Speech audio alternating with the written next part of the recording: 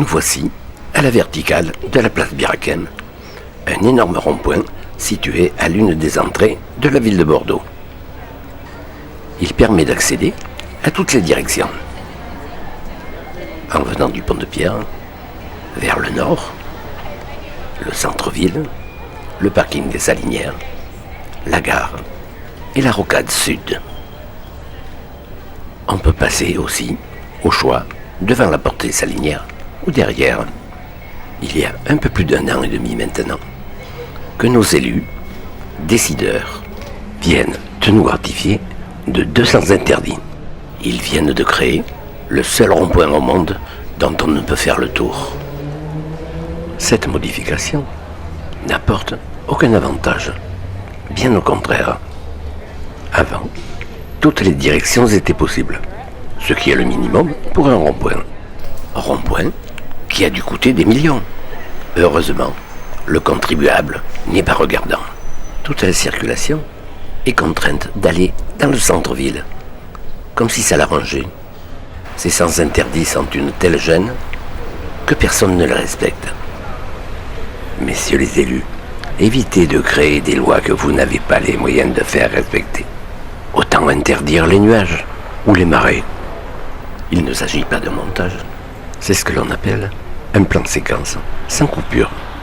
Un petit quart d'heure m'aura suffi pour faire toutes les prises de vue. Les techniciens de la circulation affirment que l'on a pu augmenter le trafic du tramway après cette mesure. Il est très malhonnête d'affirmer ceci, car c'est le tramway lui-même qui gère sa propre circulation. Il pourrait y avoir le double de voitures que le tramway ne serait pas gêné pour autant. De toutes les manières, aucune mesure, ni avant, ni après, n'ont été réalisées.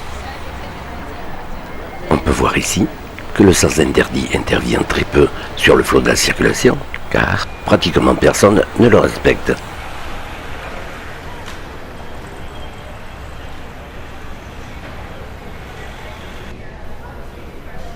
Avant, sur la droite, il y avait un panneau « Cédez le passage », comme lorsqu'on arrive sur un rond-point, ce qui obligeait les automobilistes à ralentir. Maintenant, plus de restrictions. On peut s'engager sans ralentir et sans visibilité.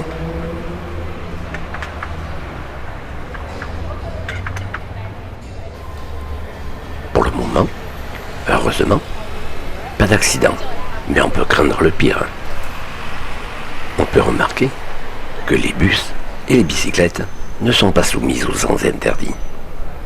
Malgré une pétition émise par les riverains et les usagers qui traversent le quartier, la mairie fait la sourde oreille. Rappelons qu'en théorie, les élus n'ont pas pour vocation de nous compliquer l'existence, mais, si ce n'est pas trop demandé, de résoudre nos problèmes dans la mesure du possible.